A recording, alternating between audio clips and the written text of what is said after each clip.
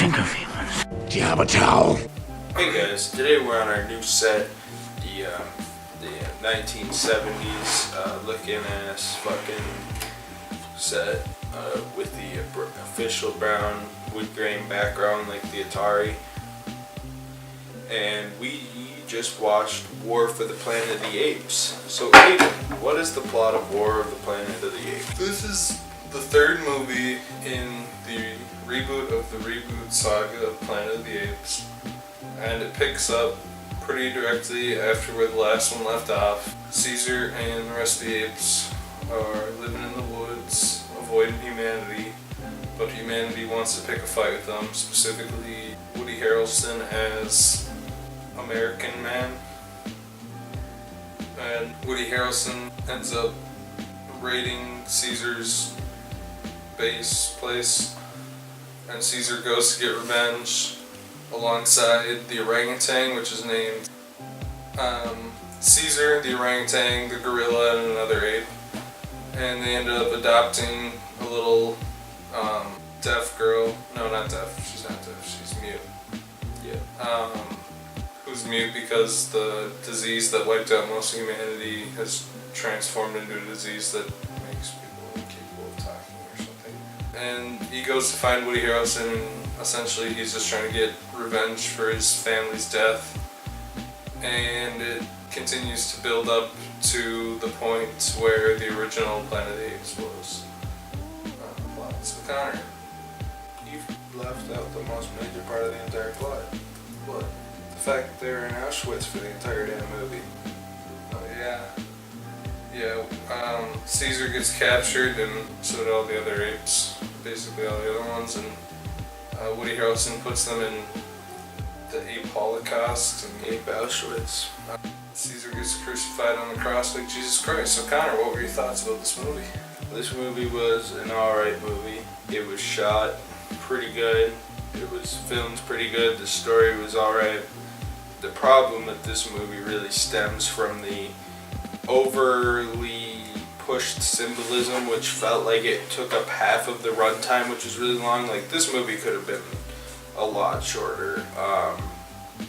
Like, there was a major plot that Aidan left out about how Woody Harrelson was part of kind of two human factions. There were kind of the people with Woody Harrelson, the people against him. I don't remember his character, so I'm just calling him Woody Harrelson. But basically, the first people get defeated, or Woody Harrelson's people get defeated by the other faction of humans, and then I guess the bombs were so loud it caused an avalanche that wiped out the other humans. All of that was really sped up and kind of just like not super well thought out so that they could push. Basically, the entire movie was just pushing this message that the apes were being basically discriminated like black people and Muslim people in Donald Trump's America. You know, they had throwaway lines like "No wall will keep us out" or something, or "Keep everybody out" or something like that. The part where Woody Harrelson's They felt army forced. is like Nazi saluting the American flag and shit. And basically, Woody Harrelson was Hitler, and they obviously made a lot of allusions to that, like when he killed himself and stuff, or becoming Yeah, but his the second in monster command he was a black man.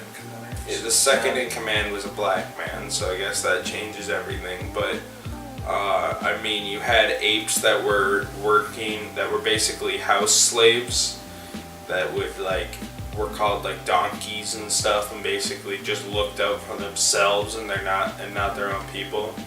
And they basically framed those guys to be like house slaves back in the 1800s and shit. And obviously the work camps were an allusion to the Holocaust, and the blatant Jesus symbolism goes farther than Man of Steel and Batman v Superman combined. Like, Caesar is literally hung on the cross. The Passion of the Christ. And then finally, when he dies at the end, he's like, spoiler alert, he basically sacrifices himself for his people. Like, the biggest problem with this film was the fact that there was so much symbolism packed into this movie, and it was like, you almost lost the story because all it was Matt Reeves sucking his own dick, that you can make this symbolism And symbolism works a lot better in a movie when it's symbolism and it's kind of like not every person going in there is gonna understand it, and or maybe like even if you understand it, everybody understands it. If you push too much symbolism, then it literally symbolizes nothing. Like it doesn't feel like it's just a Jesus thing. Doesn't feel like it's just a Holocaust analogy. Doesn't feel like it's just an African American slave and just oppression analogy at all.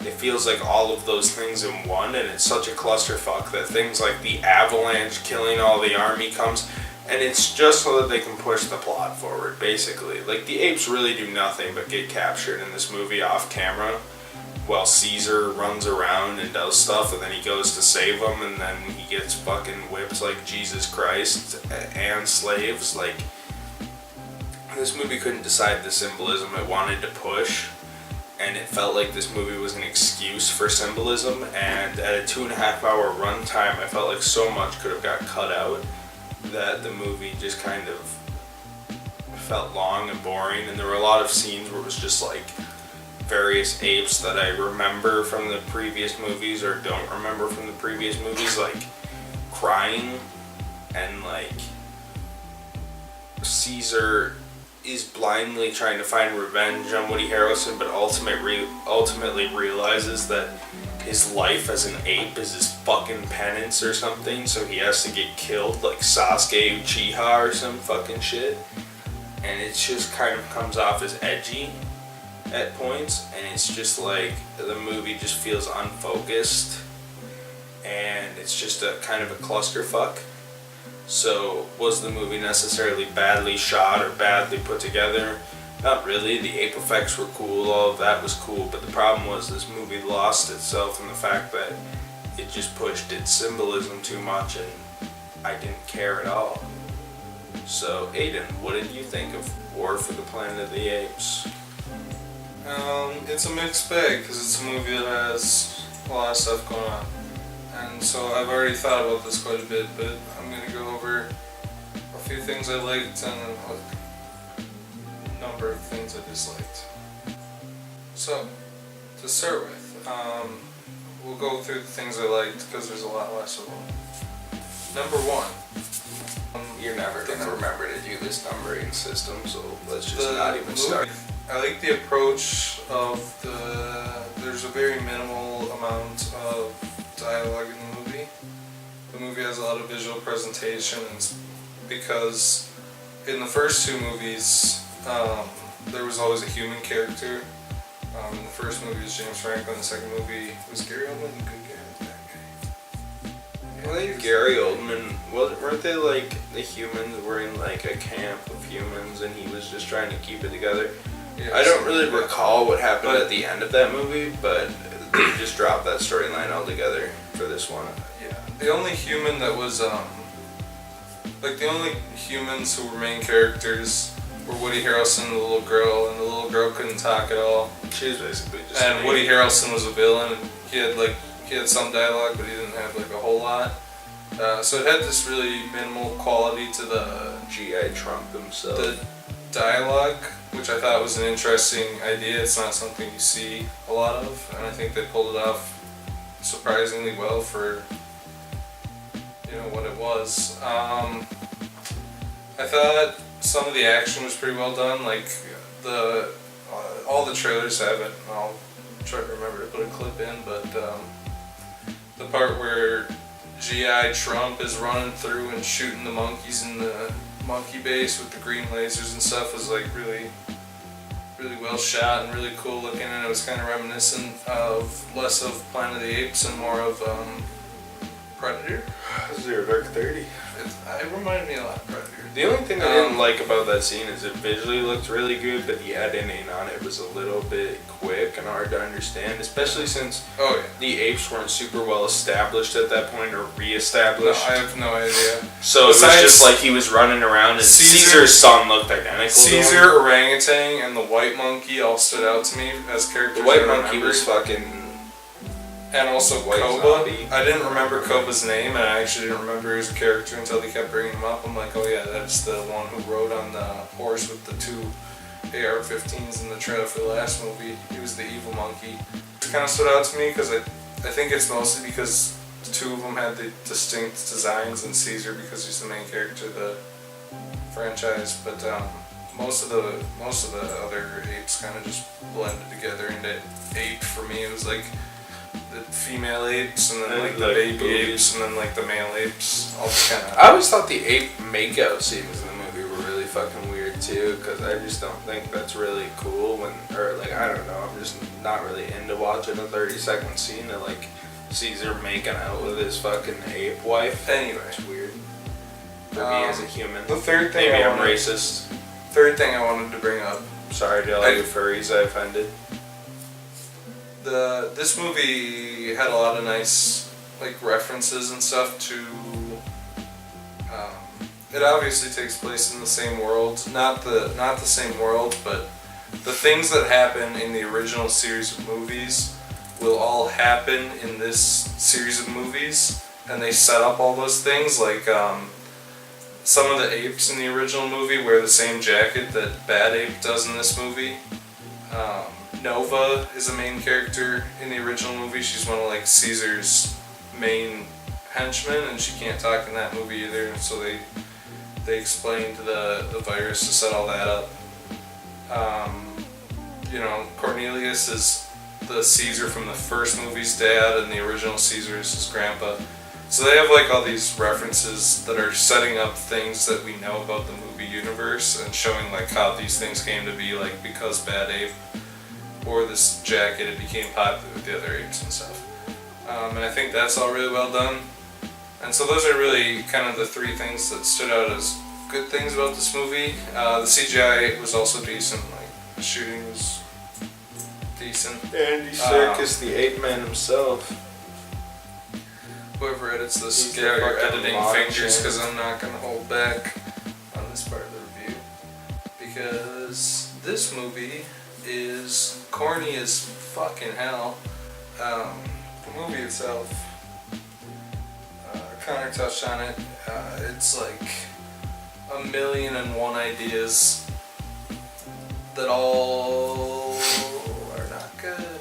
Well, they're not even just not good, they're just not panned out, and it's such a clusterfuck of ideas that none of them are well done. This movie has more religious references than every fucking Zack Snyder movie combined. It makes Passion of the Christ look not religious. Yeah, this is more religious than Passion of the Christ, this is more religious than those cheap fucking Bible movies that are everywhere. Like God's Not Dead 7 or whatever the fuck. Because goddamn, Caesar is obviously God. No, he's Jesus. Caesar gets crucified, he gets whipped just like Jesus. His people at the end. He dies to bring his people to heaven, not heaven, but heaven. Like the ape heaven, Planet of the Apes. I guess I didn't even get that illusion. At one point, Woody Harrelson says something along the lines of, "My son had to die so that the rest of us could be saved," which is like the most blatant Jesus thing possible. But then, yeah, Woody Harrelson also thinks he's the Jesus of humankind. I mean, I'm not talking about real Jesus, because real Jesus is the Jesus of humans. But I mean, Woody Harrelson thinks he's Jesus, but it turns out he's just Hitler. Yeah, you got the Holocaust stuff. All the apes get put in what is blatantly a concentration camp, and they basically the scenes are shot like Schindler's List too.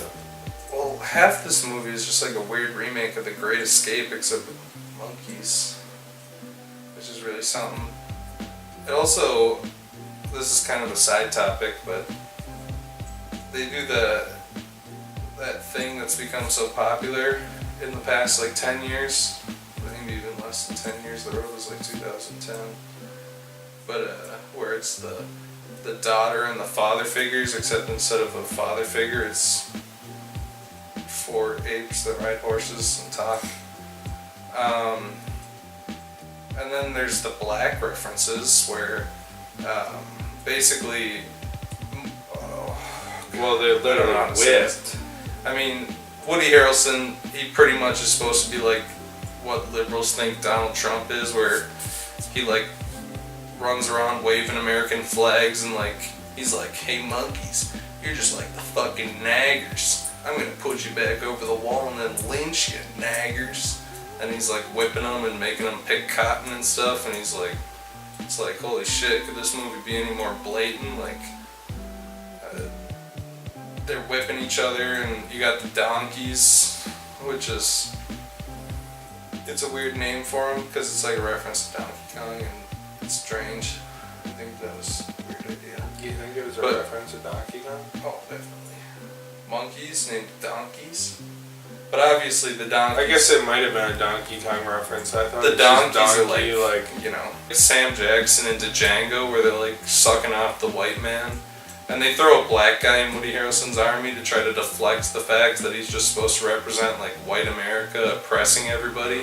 Where it's like, this is white America, and they're putting black people in concentration camps. Well, everyone else black was people blatantly white in the movie too.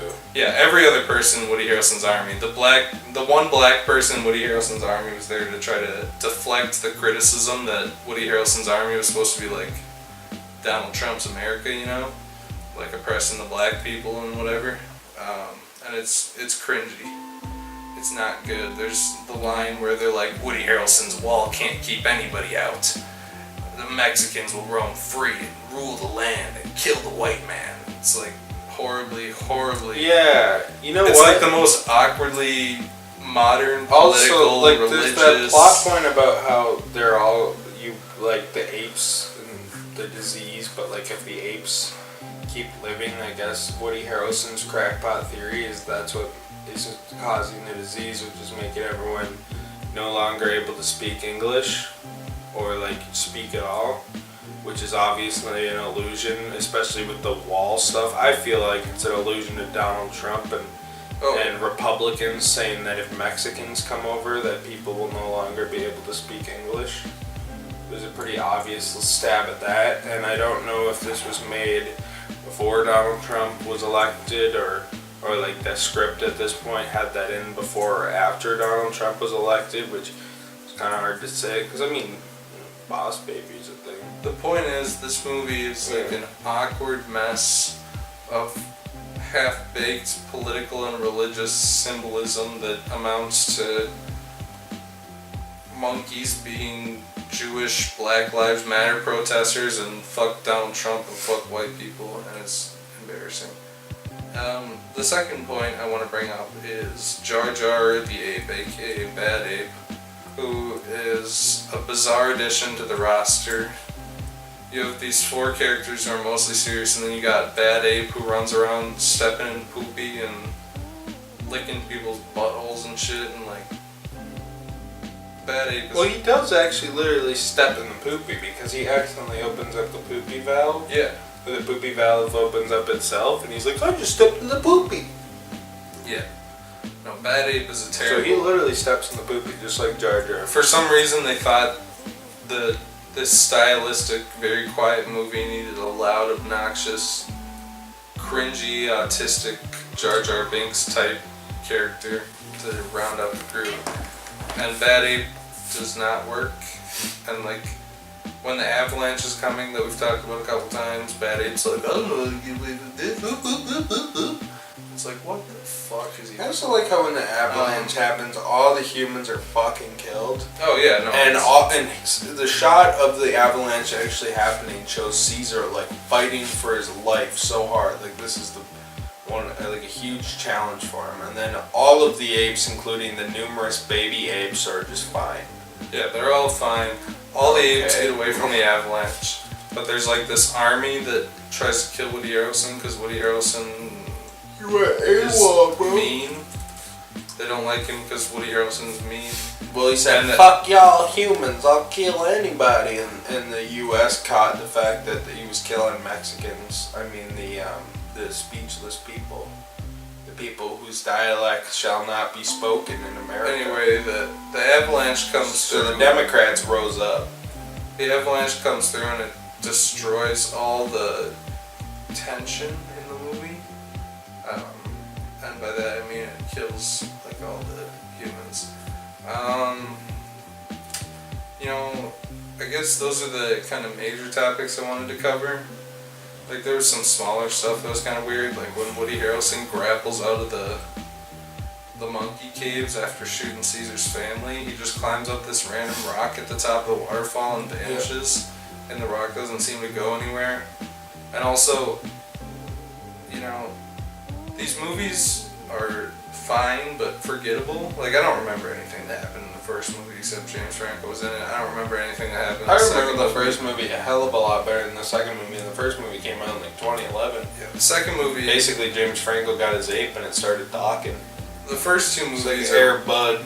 The first two movies are really a blur to me, but like I think this reboot series kind of struggles with like a memorability problem where they're like passable movies, they're decent movies. The other problem is they can't keep a main character for 5 minutes. Yeah, they're decent passable movies, but they have like this forgettability problem. But like, if I remember the second movie correctly, there was like no electricity. Gary Oldman and all those other people who were in the movie lived in like rundown shacks in the woods, basically. Well, they lived in like the super fortress, like it was like a factory or something. Yeah, it was like a factory, but like all the electricity in the world was gone, and so they were basically just like... But then in this movie, somehow Woody Harrelson is able to get... He has monkeys move rocks, and that powers Hellfire missiles that he uses to shoot down the Army's Apache helicopter fleet and tank fleet, which is... I'm very confused about why the humans have all this technology again. Like maybe it's because it's the... Maybe the humans have spent time rebuilding technology, but the first thing that they got working was green laser sights for their AR-15s, Apache helicopters, and Hellfire missiles. Well, I'm pretty sure they had guns. So they did have guns, but they didn't have electricity. Magically, they're able to get the battery power. They're I don't get where they're getting these batteries from for these AR-15s. To use the monkey slave labor to do something, but the monkeys were literally just carrying. Well, no, because the monkeys were trying to build the wall. That's why he was. That's what he was doing. Yeah, the idea was that he was gonna. And it's another allusion to Mexico. Because Donald Trump wants to get fucking the Mexicans to build the wall, right? The idea is that he's getting the apes to build the wall. And so the entire point is that he was going to get the apes to kill the wall, then kill all the apes, and get his Custer's last stand, which he alludes to. It's being Custer's last stand, basically. And he's supposed to be Custer fucking slaughtering the Indians. So there's another fucking illusion. Was I in the Another pop fucking illusion. Was I refilling the pop when they said they were building the wall? They said it repeatedly. Probably 20 times in the movie. I was so confused. I saw them carrying rocks and I didn't know why they were carrying rocks. I'm like, how the hell? Well, I mean, it's there was the one scene where they showed the slavery, but then they could also toss the wall crap in. They show Caesar and all the apes. Like, I didn't remember hearing anything about the wall. Like, they showed Caesar and all the apes carrying the rocks, and then all of a sudden it shows like the Hellfire missiles turning on, and I was like, what the fuck? Why are these rocks turning on Hellfire missiles? I was so confused. No, the Hellfire missiles are something that humans had anyways. The idea was that they were going to make the wall, and the wall was going to magically keep out the other humans in their Apache helicopters. I think another problem... I don't know, is that a problem? Maybe. They had the plot with the little girl, and she has the one scene where she like gets into the prison and somehow no one notices her and she helps Caesar. But for the most part, I feel like besides setting up the character of Nova, who becomes important later on, the little girl didn't do a whole lot and didn't really serve a purpose. Like they're like, oh, the road, The Last of Us, we gotta have a little girl with father. I really don't think every time a little girl shows up in a movie, it's automatically The Last of Us. What you say every time. They're like, oh, the road. A little orphan girl who gains a new father figure. It's not a rip-off of The Last of Us, it's a rip-off of The Road. The Last of Us is a rip-off of The Road, though. I'm saying the father-daughter dynamic is popular in movies lately. That's all I'm saying. That's a dynamic that the adopted father, adopted daughter. The adopted daughter and father dynamic. I don't think that was really the case fully. Maybe part of it was the inspiration that was tossed in there. But let's be real. I mean, part of it's that they were trying to set up Nova, because what you have to do with the prequel is you have to jam as much shit that's seemingly unnecessary and seemingly forced in there to do that. Not to mention with the plague plot, where the son has the plague, the whole reason to do that is to explain why the son couldn't speak and could kill some people. Because if Woody Harrelson said, okay, I killed my son because he couldn't speak, we would see no characters that couldn't speak except maybe those corpses. The girl really, in theory, was pretty unimportant. It felt like an afterthought to write that in and be like, oh, plus we can add this character and kind of explain why this dude wants to Holocaust everybody. So that's what I think they were trying to pull there. That said, did it really... Do I feel like everybody's trying to rip off The Road and The Last of Us? There might have been inspiration there, but I think it's far-fetched to say that this was a rip-off at all of The Last of Us. Like, I didn't say it's that's what you said, pretty much directly. And I So can it was a replay the rip-off of clip. The Road. When I edit this tomorrow, I will replay the clip. They're like, oh, The Road. The father-daughter dynamic is overdone, and just because you do it with monkeys doesn't mean that it's not overdone. And I'm sick of seeing it in every movie. I think they were trying to establish Nova. They were trying to establish Nova, but they did it in the same way that every movie in the last like 10 years. I thought it was kind of a contrived setup anyways for that. Oh, it because, definitely is. Her father gets murdered, and then There's people a magic murdered her disease that father kills seconds 90% ago. of humanity, and then the disease evolves, and the only effect it has from evolving is making people unable to talk. The idea is that it'll turn people into ape-like Yeah, or I get normal it. apes. It's dumb. I get it. And it's stupid. also an allusion to cultural mixing. It's dumb. I'm not disagreeing because I said it was dumb 5 seconds ago, which if I need to replay that clip But anyway. later, I'll replay it again. Anyway. Yeah, those were some of like the pros and cons of the movie, I guess. And I got a little unfocused, but essentially my point is that the movie's like such a mixed bag of ideas. I'd say overall, if I was like gun to my head, I'd say I mostly liked it because like the scenes that didn't have Woody Harrelson in them or like the Auschwitz camp, I thought like the kind of minimalist style they went with and that kind of stuff was like something interesting that isn't done a lot anymore. But at the same time, it's not like I would barely call this movie good because like there's so much of it that's just crap. This movie it falls in such a weird spot because I think a lot of the time we kind of fall into like either love it or hate it category, and this is just kind of like a passable movie. And I'm never gonna watch this again. I'm never gonna watch the second movie again. I'm never gonna watch Rise of the Planet of the Apes again. I don't even remember what the fucking second movie's called. Wrath of the Planet of the Apes. I don't know. I don't remember. I thought this was the fourth movie for some reason. I did It's so too. forgettable that I looked it up and I said, oh wait, it is the third one. Huh. If you're really wanting to It's go, because none of these movies are a series. I don't want to rant about this for too long, but this is not a series at all. It's not connected. It doesn't feel connected. It doesn't feel directed similarly. The cinematography between one is so much different between 2 and 3, and then 2 and 3 have similar cinematography, but the movies are so much fucking different that I don't know, it's weird. yeah, it's a very disjointed series, and it makes it even less memorable than it probably would be. And overall, it's not terrible. Like, I guess if you had nothing better to do except watch War for the Planet of the Apes, you'd probably walk out of it and be like, yeah, that was okay. I killed 2 hours. 2.5 hours actually. Very But good movie. It's not. It falls into that weird Twilight Zone where it's on both the edge of.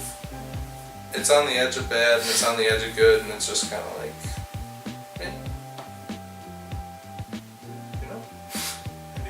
So would you recommend War for the Planet of the Apes?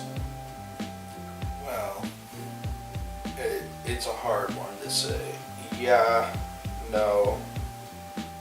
Honestly, if you're not a fan of Planet of the Apes already, and you need a movie that's not completely fucking boring, I would say no. Like, this movie, I wouldn't recommend watching twice. Like, I'm never gonna watch this movie again. The big problems are,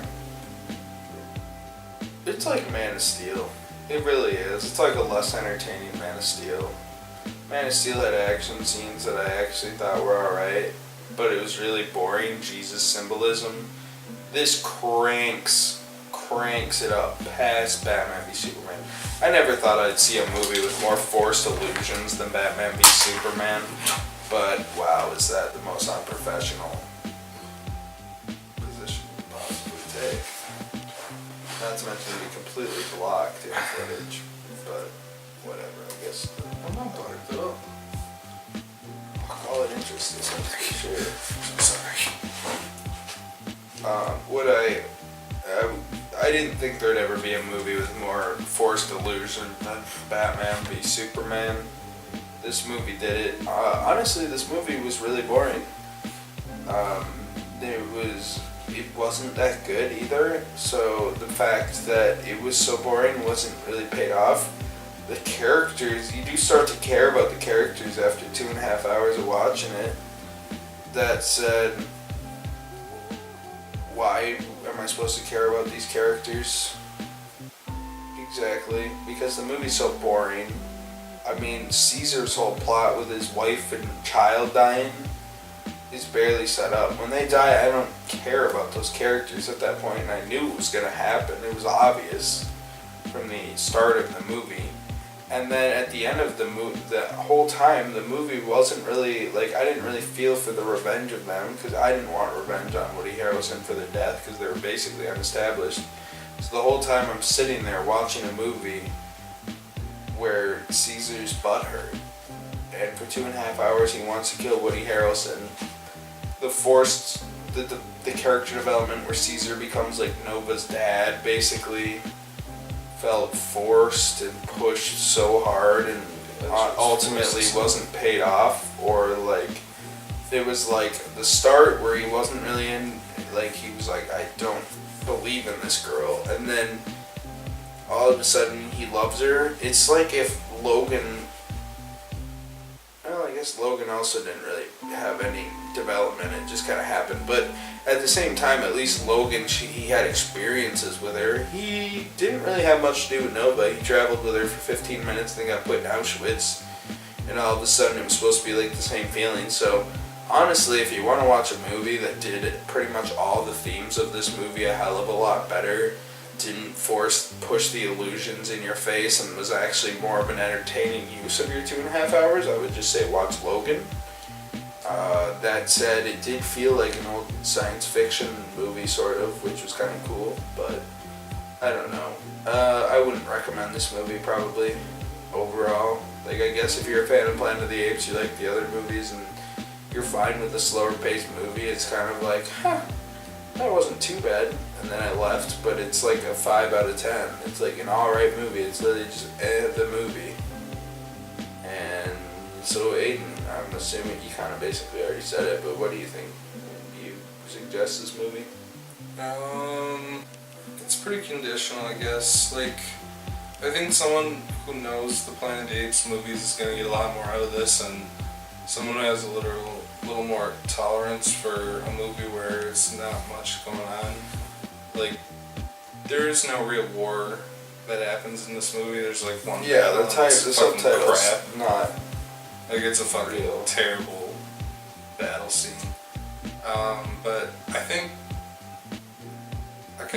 honestly, the second one's more of War of the Planet of the Apes. I touched on it real briefly a minute ago, but like I said, the scenes without Woody Harrelson, the stuff where it's just the apes traveling together, I did kind of enjoy. Like, there's not a lot going on in most of them, but I kind of like just the simplicity of them, the kind of quiet, the music's quiet, the sounds of nature are there.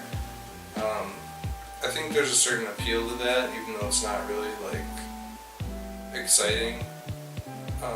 And someone who likes Planet of the Apes already is probably going to get a lot more out of this movie because Easter eggs that I didn't notice because I don't know the series all like fantastically. But I mean, I think I'd probably have to say no on it for the most part. I think if you got something better to do, you probably don't want to see War for the Planet of the Apes. I mean, fuck, I wouldn't want to watch this movie again. Like, despite my criticisms, I kind of liked it. Despite what I liked, I didn't like it, and it's really just, it's a very bizarre movie with a lot of different tones in it, and I don't think the movie works as a movie overall. So, I mean, just for that kind of like awkward disconnect from scene to scene, I can't even recommend this movie. I don't think most people would get anything out of this. Bye. Bye. Wait, give me a video. I'm gonna have it. Where is it? Lost it. Planet of the Apes. Or like Planet of the Apes. Guys stealing my meat. Aidan the meat thief. You're like a fucking hamburger stealing meats, dude.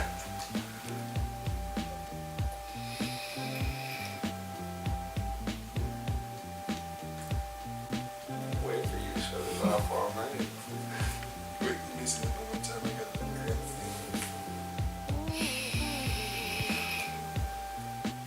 Planet of the Apes.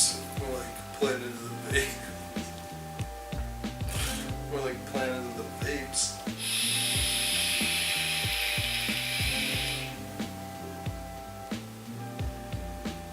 Put my song Planet of Apes in this video as the background. Maybe it's like a 19-minute long song or something. That it literally made in GarageBand in 15 minutes. Rise of the Planet of the Apes. So do you think the next movie is going to be... Do you think they're just going to skip Return to the... Or wait, what's that? Escape. Do you think they're going to skip Escape from the Planet of the Apes because that movie's fucking boring? They're just going to Planet of this the movie Apes. is fucking boring, so why would they skip it? Well, because Escape from the Planet of the Apes is even more boring. So Escape from the Planet of the Apes is a fucking monkey scientist sitting around talking about monkey problems. Pretty much widely Planet of the the Apes. best Planet of the Apes movie, though. That's Because they could just, honestly, 10 minutes exposition would get them through Escape from Planet of the Apes, and they could just move on to Planet of the Apes and have, like, the International Space Station falls from the sky, and it's like, oh no, we were on the International Space Station for 10 years, and all human contact got cut off, and now there's monkeys everywhere. Oh no. And they could make a movie out of that that's a lot more entertaining than... Do you think modern audiences would want to watch a monkey scientist trying to solve monkey world problems? Because I don't want to watch that. I like Star Trek, and that seems boring. I would probably retool it to be more working with the modern series. If they were to do it, it wouldn't just probably be the same thing. They obviously would have to adjust it for modern audiences. I wouldn't be surprised if there was a Cornelius mid-movie before they got to the juicy shit. Before you got into the juicy shit. Otherwise, they'll just skip right into Caesar Jr.'s evilness. I don't know though. The Mark Wahlberg reboot is just awful. Just shut the fucking camera off.